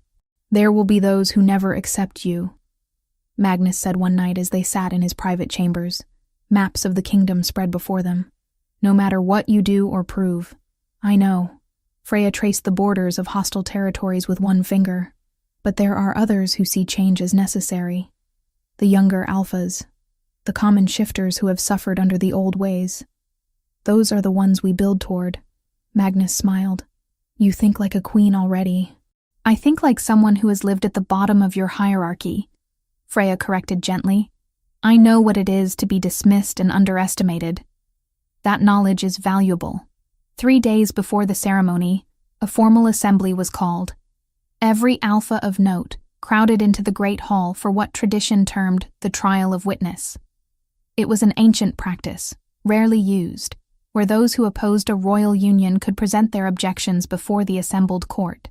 The Alpha King would then answer each challenge, and the witnesses would determine if the objections held merit. Magnus had warned Freya this would happen. "They cannot challenge me directly without risking open war, but they can use tradition to voice their displeasure and force me to justify my choice publicly. Then we justify it," Freya had replied. Now, standing beside Magnus on the dais as the hall filled with hostile faces, she felt the weight of every stare. Alpha Tobias Blackridge stood at the front, his expression carefully neutral, though she knew he blamed her for his brother's banishment. Lord Stonemeyer, who had helped finance Griffin's failed attack, watched with cold calculation. Others she did not recognize, but whose postures spoke of authority and old power. The Master of Ceremonies, an ancient beta who had served the crown for longer than most could remember, struck his staff against the stone floor 3 times. The hall fell silent. "By ancient law and honored tradition," he intoned, "the trial of witness begins. Let those who would speak against this union come forward and be heard." For a long moment, no one moved. Then Tobias stepped forward. "I speak not against the lady herself," he began, his voice carrying through the hall, "but against the precedent this union sets. For generations, the crown has chosen mates from established bloodlines. This ensures stability, strengthens alliances, and maintains the traditions that bind our people together. To break this pattern risks chaos." Magnus rose from his throne, and yet, it is those very traditions that have allowed abuse to flourish unchecked. How many Omegas suffer because alphas believe tradition grants them absolute power? How many talented shifters are wasted because their birth rank determines their worth? Precedent can be prison as easily as protection. Murmurs rippled through the crowd, some nods of agreement, more expressions of displeasure. Another alpha stepped forward, this one from the Northern Territories. The lady's bloodline was hidden for generations. How can we trust someone whose family lived in deception? Before Magnus could respond, Freya spoke. "My grandmother hid because remaining visible meant death for her and her children. The Silvercrest line chose the losing side in a civil war fought before I was born. She protected her family the only way she could. That is not deception, Alpha Northwood. That is survival." The Northern Alpha looked surprised to be addressed directly by her. He inclined his head slightly, acknowledging the point. More challenges came. questions about her lack of training in statecraft, which Magnus answered by listing everything she had learned in the past months, and her quick grasp of complex political situations. Questions about her ability to produce strong heirs, which Magnus shut down with cold fury, reminding them that such matters were not subject to public speculation. Then Lord Stonemeyer spoke, his voice dripping false concern. "We have seen the lady transform. Her wolf is impressive, I grant. But can we be certain this power is natural? There are whispers of dark magics, of enhancements bought through forbidden means." The accusation hung in the air like poison. Freya felt rage surge through her, but she kept her voice level. "You speak of dark magic, Lord Stonemeyer. Yet you financed mercenaries armed with silver to murder your king. Who truly embraces darkness here?" Stonemeyer's face flushed. "Those accusations were never proven." "They were proven sufficiently," Magnus said, his tone dangerous. "You escaped banishment only because the mercenaries died before revealing all their co-conspirators. Do not mistake my mercy for weakness. If you have genuine concerns about the Union, voice them. If you seek only to cast aspersions and sow doubt, I suggest you remember what happened to those who acted on such impulses." The threat was clear. Stonemeyer retreated without further comment. The trial of witness continued for hours. Some objections were genuine, rooted in real concerns about change and stability. Magnus and Freya answered these with patience and reason. Others were clearly designed to humiliate or undermine, and those they dealt with more harshly. Finally, the Master of Ceremonies struck his staff again. "Are there any further challenges to be heard?" Silence. Then, by ancient law and honored tradition, this trial concludes. The witnesses have heard both challenge and answer. Let each consider what they have learned. And when the union is sealed under tomorrow's moon, let none claim they were not given voice. The assembly dispersed slowly, conversations erupting as soon as people moved beyond the hall's immediate vicinity. Freya remained on the dais, her legs trembling with exhaustion, though she refused to show it. "You did well," Magnus said quietly once they were alone. "Better than I expected. I simply told the truth." Freya sank into the chair beside the throne. "Though I wanted to scream at several of them. That was obvious." Magnus's lips twitched into a slight smile. "Your restraint was admirable." The next day brought different preparations. The ceremony itself required ancient rituals that few fully understood anymore. A priestess of the old ways, one of the few who still practiced the traditions that predated written law, arrived at the castle to guide them through what would happen. She was ancient, her hair silver as moonlight, her eyes clouded with age but sharp with intelligence. "The bond you will forge," she explained to Freya in a private chamber, "is more than marriage. It will link your souls, your wolves, your very essence. You will feel what he feels. His pain will be yours, his joy yours. There is no undoing it once sealed." "I understand," Freya said. The priestess studied her. "Do you?" "Many enter these bonds thinking they do, only to be overwhelmed when they realize the depth of connection. You will know his mind, girl, and he will know yours. Every secret, every fear, every hidden shame will be visible to the other." Freya met the old woman's clouded gaze. "I have few secrets from him already, and those I have, I am willing to share." "Even the doubt?" the priestess asked shrewdly. "Even the voice that whispers you do not deserve this, that you will fail, that you are still that frightened girl being humiliated in front of a laughing crowd?" Freya flinched, but did not look away. "Even that. Good." The priestess nodded. "Honesty is the only foundation worth building on." That evening, as the sun set and the full moon began its rise, Freya prepared in her chambers. The gown waiting for her was not the elaborate confection she had expected. Instead, it was simple silk in deep midnight blue, almost black, embroidered with silver thread in patterns that seemed to shift and change in the candlelight. It left her arms bare and flowed like water when she moved. They dressed her hair simply, letting her blonde curls fall loose over her shoulders with only a thin circlet of silver to hold them back. No jewels, no ornament. The focus was not on decoration, but on the ceremony itself. When they led her out to the courtyard where the ritual would take place, she found it transformed. A circle had been marked on the stone with salt and silver dust. Torches burned at each cardinal point, and surrounding the circle, hundreds of witnesses stood in absolute silence. Magnus waited in the center of the circle, dressed similarly in black and silver. When Freya entered the marked boundary, she felt the power in the space immediately. This was sacred ground, made so by intention and ritual. The priestess stood at the north point of the circle. We gather under the moon's full light to witness a bond forged in fire and sealed in blood. Let those present bear witness to the words spoken and the oath sworn. She gestured for Freya and Magnus to face each other, hands joined. Magnus Valerius Stormborn, Alpha King and sovereign of these lands, do you freely choose this bond? I do, Magnus said, his voice carrying across the silent courtyard. Freya of the Silvercrest line, reclaimed and restored, do you freely choose this bond? Freya's voice was steady. I do. Then speak your truths to one another, that all may know the foundation upon which you build. Magnus spoke first.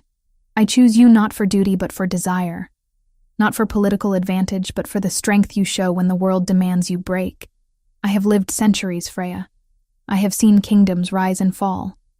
But I have never met someone who transforms hardship into wisdom the way you do.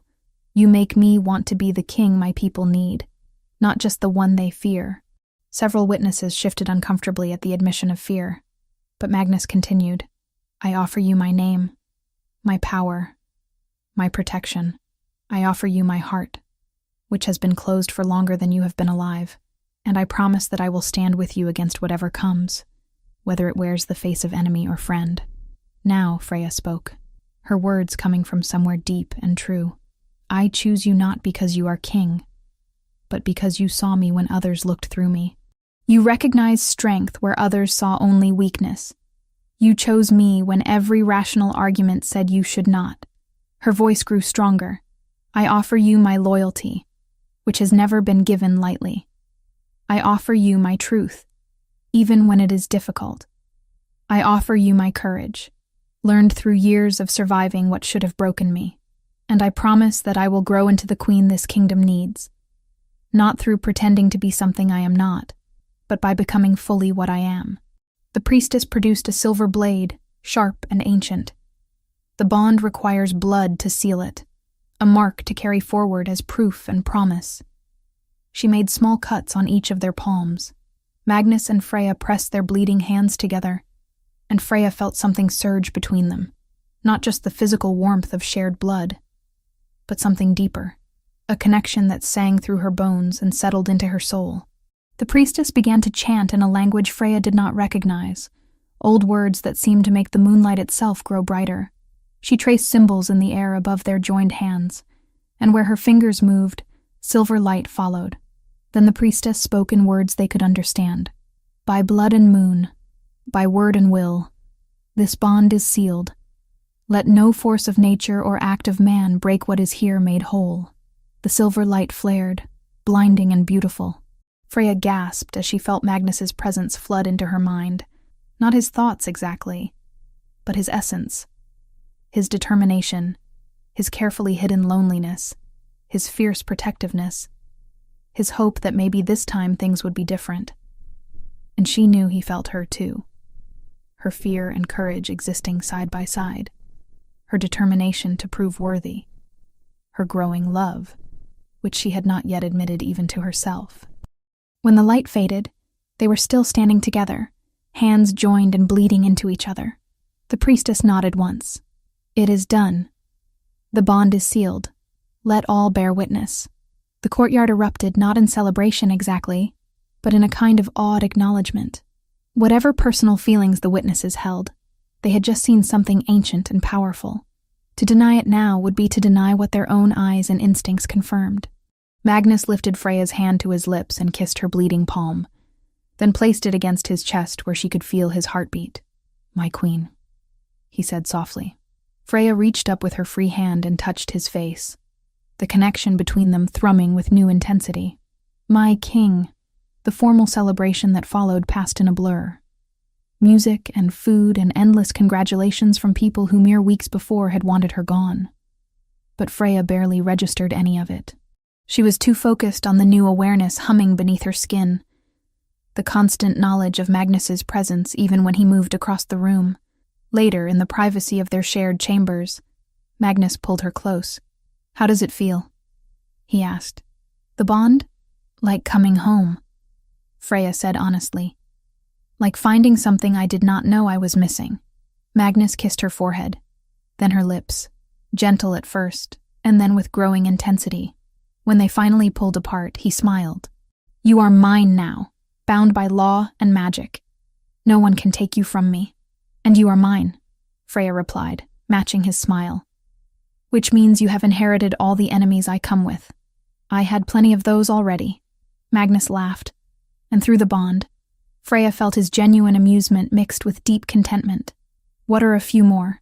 That night, as they lay together and felt the bond settling into something permanent and unbreakable, Freya thought of her grandmother.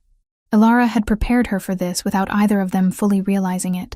All those lessons, all those stories, all that hidden knowledge, it had been leading to this moment. "Thank you," Freya whispered into the darkness. Not sure if she was thanking Magnus, her grandmother, or the strange path that had led her from humiliation to crown. Through the bond, Magnus's response came wordless, but warm. Protection, gratitude, love still too new to name but growing stronger with each shared breath. Outside, the full moon watched over Ravenmoor, blessing what had been sealed beneath its light.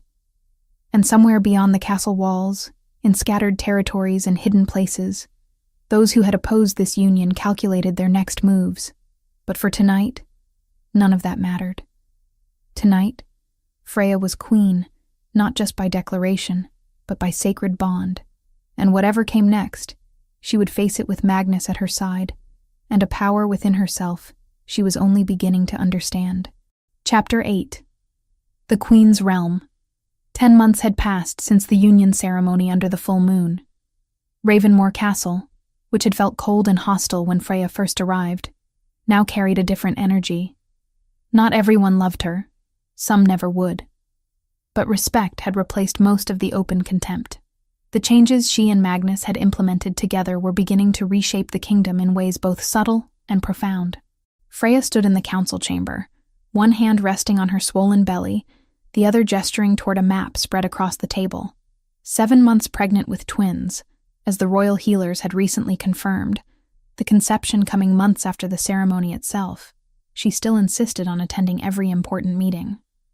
Magnus had tried to convince her to rest more, but she refused to be hidden away like fragile decoration. "The Northern Territories are experiencing food shortages," she explained to the assembled advisors. "Not severe yet, but enough to cause concern. We can reallocate grain stores from the southern harvests, but we need to establish better supply routes for winter." Oren, who had grown to respect Freya's practical approach to governance, nodded. "I can coordinate with the Northern Alphas, though some still resist taking aid they see as charity." "Then we do not call it charity," Freya replied. "We call it what it is, the crown ensuring the well-being of all its people. That is not weakness. That is the foundation of a stable kingdom." Magnus watched her from his seat at the head of the table, pride clear in his silver eyes. Through their bond, Freya felt his satisfaction mixed with amusement at how thoroughly she had claimed her role as queen. The meeting continued for another hour, covering everything from border disputes to the upcoming dedication of Ilara's sanctuary. When the advisors finally departed, Magnus rose and crossed to where Freya stood, still studying the map. "You need to rest," he said, wrapping his arms around her from behind, his hands settling over hers on her belly. "The twins are restless. I can feel it through the bond." "They are always restless," Freya murmured, leaning back against him. "They take after their father, or their mother, who refuses to slow down despite carrying 2 future heirs." Magnus pressed a kiss to her temple. "You have proven yourself a 12 times over, Freya. You do not need to work yourself to exhaustion to maintain respect." "I know." She turned in his arms to face him, but old habits die hard. Part of me still expects someone to burst through those doors and tell me this was all a mistake, that I do not belong here. Anyone who tried would face a very angry queen and an even angrier king. Magnus touched her face gently. You belong here more than most who were born to it. A knock interrupted them. One of the castle pages entered, bowing quickly. Your Majesties, Alpha Tobias Blackridge has arrived. He requests an audience. Freya and Magnus exchanged glances. Tobias had been notably absent from court since Griffin's banishment, maintaining only the minimal contact required by law. For him to appear personally was significant. Show him to the small receiving room, Magnus instructed. We will be there shortly. Tobias looked older than when Freya had last seen him, the lines around his eyes deeper, his posture less confident. He bowed formally when they entered, the gesture stiff but genuine. Your Majesties, he said. Thank you for seeing me without notice. You are an alpha of the realm, Magnus replied, gesturing for him to sit. You do not need an appointment. Tobias remained standing, his gaze moving to Freya. I came to deliver something that should have been given months ago. An apology. Freya felt her eyebrows rise. An apology? For allowing what happened at the Harvest Festival. Tobias's voice was rough with emotion that seemed genuine. I stood by while my brother humiliated you publicly. I allowed it because it was politically convenient, because Aisleen's father offered valuable alliances. I chose power over decency, and for that, I am deeply ashamed. The words hung in the air. Freya studied Tobias's face, searching for deception through both her natural instincts and the enhanced awareness the bond with Magnus provided. She found none. Only genuine regret. I also came to bring this. Tobias reached into his coat and withdrew a small carved box. It belonged to your grandmother, Elara. When she lived in Blackridge territory before you were born, she left certain items with my father for safekeeping. After she died, I should have returned them to you. But in my arrogance, I decided a low-ranking Omega did not deserve such consideration. He opened the box. Inside lay a silver pendant on a delicate chain, engraved with symbols Freya recognized from her grandmother's stories. The mark of the silver crest line. Freya reached for it with trembling fingers. She wore this. I remember seeing it when I was very young, before she hid it away. There are also letters, Tobias said, producing a bundle of yellowed parchment. Correspondence between your grandmother and various scholars. Research into bloodlines and history. I think she was trying to document what had been lost of the Silvercrest legacy. Freya accepted the letters, her eyes stinging with tears she refused to shed in front of Tobias. Why bring these now? Because you have proven everything I believed about rank and worth to be a lie. Tobias said simply. Because watching you transform this kingdom has forced me to confront my own failures. And because I owe you more than an apology, though that is all I can offer. Magnus spoke for the first time since Tobias began. The apology is noted and accepted. Your honesty, though late, does you credit. Tobias bowed again, this time to Freya specifically. Your Majesty, I know I have no right to ask forgiveness, but I hope that in time, my actions might begin to atone for my past cowardice. After he left, Freya sat in silence, turning the silver pendant over in her hands. Magnus said nothing, simply remaining close, offering support through presence rather than words. She knew. Freya finally whispered, My grandmother. She was preparing me for this all along, and I never understood. She gave you the tools, Magnus replied, but you built what came after. That was your choice, your strength. The dedication ceremony for Elara's sanctuary took place 3 weeks later. Located on land at the edge of Ravenmoor's territory, the building was modest but sturdy, a place where shifters who had suffered abuse or abandonment could find refuge. Omegas and Betas staffed it, trained in healing and mediation, protected by royal decree from interference by local alphas. Freya stood before the assembled crowd, her pregnancy now impossible to hide, and unveiled the stone marker that bore her grandmother's name, Elara Silvercrest Caldwell, healer and keeper of hidden wisdom. This sanctuary honors a woman who understood that survival sometimes requires hiding truth, Freya said, her voice carrying across the courtyard. But it also represents my belief that we are done hiding. That every shifter, regardless of rank or bloodline, deserves protection and dignity. The crowd was mixed. Common shifters, minor nobles, even a few alphas who had slowly come around to supporting the reforms. Not everyone agreed, Freya knew. But change never came with universal approval. After the ceremony, an older Omega woman approached hesitantly. "Your Majesty, my daughter was rejected by her mate. She has nowhere to go.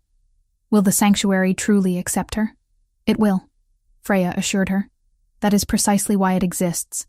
Bring her tomorrow. She will be safe here." The woman's eyes filled with tears. "Thank you. You have given us hope." As word spread about the sanctuary, more shifters arrived seeking help. Freya personally oversaw the first few weeks of operation, despite Magnus's concerns about her doing too much in her pregnancy. She met with residents, listened to their stories, ensured the staff had what they needed. One afternoon, while reviewing supply inventories, she felt the baby shift violently.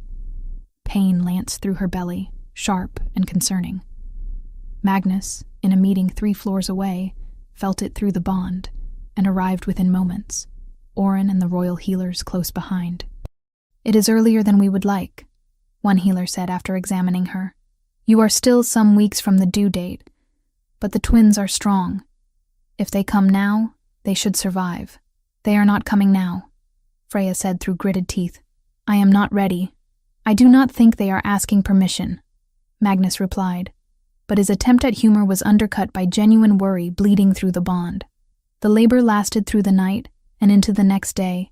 Magnus refused to leave her side, despite tradition that said the king should wait elsewhere. He held her hand through each contraction, whispered encouragement when she screamed, and when the healers finally announced the first baby born, a daughter with a surprisingly loud cry, he wept openly. The second twin, another daughter, arrived moments later. Smaller than her sister, but equally furious at being forced into the world. 2 girls, the head healer announced, wrapping each baby carefully. Both healthy, both strong. Freya, exhausted and shaking, reached for her daughters. They were tiny, perfect, with downy hair already showing hints of blonde on one and darker tones on the other. When she held them against her chest, she felt something shift in her understanding of the world. "They are ours," she whispered to Magnus, who sat beside her on the bed, one arm around her shoulders, his eyes fixed on his daughters with wonder. "They are real. They are beautiful," Magnus replied. "Like their mother." Through the bond, Freya felt his joy mixed with fierce protectiveness and an underlying fear she recognized, that something might take this happiness away. "Nothing will harm them," she said firmly. "Or us. We have fought too hard to build this to let anyone destroy it." The announcement of the royal twins' birth was met with celebration throughout the kingdom. Even some of the most resistant nobles sent gifts and congratulations. The line of succession was secured. The bond between king and queen had produced heirs. Stability seemed assured. But not everyone celebrated. In the far southern territories, in a small village where exiled rogues sometimes gathered, Griffin Blackridge received word of the births. His arm, ruined during the failed library attack, hung useless at his side. His face, once handsome, had grown gaunt with hardship. 2 daughters, his companion said, another exile bitter at their circumstances. "The kingdom rejoices while we rot." Griffin said nothing, but in his eyes burned a hatred that had not dimmed with time or distance. He had lost everything: rank, family, future, and in his mind, it was all because of one low-born Omega who had stolen what should never have been hers. The years would pass. The twins would grow. The kingdom would continue changing under Freya's influence, but somewhere in the shadows, Griffin waited. And in waiting, he planned. For now, though, in the royal chambers of Ravenmoor, Freya held her daughters and felt Magnus's presence through their bond, and allowed herself to believe that peace was possible. She had come so far from that night in Blackridge's great hall, soaked in wine and humiliation, fleeing into the forest with nothing but pain and anger. Now she sat in silk and candlelight, crowned and bonded, mother to future queens, proof that the cruelest beginnings could transform into the most unexpected endings. Her grandmother would have been proud. Freya chose to believe that somehow, Wherever Alara's spirit rested, she knew what her granddaughter had become. "What will we name them?" Magnus asked, gently touching one tiny hand. Freya considered. "The older one, Alara, for my grandmother, and the younger," she smiled, "Lyanna. It means light in the old tongue." "Alara and Lyanna," Magnus repeated, testing the names. "Our daughters, our future." Outside the windows, dawn broke over Ravenmoor, painting the sky in shades of rose and gold. A new day, a new era. And despite the shadows that would always lurk at the edges, Freya chose to focus on the light. She had survived the worst. She had claimed her power. She had transformed a kingdom. And that, she decided, was story worth telling for generations to come. The end.